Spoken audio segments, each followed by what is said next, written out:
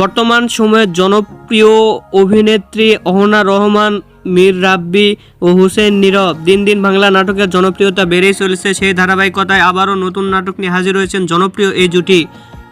নাটকটির নাম রমজানের দিনগুলি সিজন 2। এই নাটকটিতে অভিনয় করেছেন বর্তমান সময়ের আলোচিত অভিনেত্রী অহনা রহমান, আলোচিত অভিনেতা মীর রাব্বি, হুসেন নীরব সহ আরও অনেকে।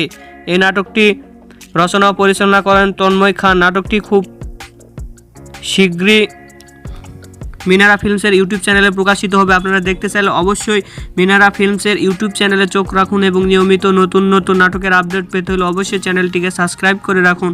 পরবর্তী ভিডিওর জন্য অপেক্ষা করুন।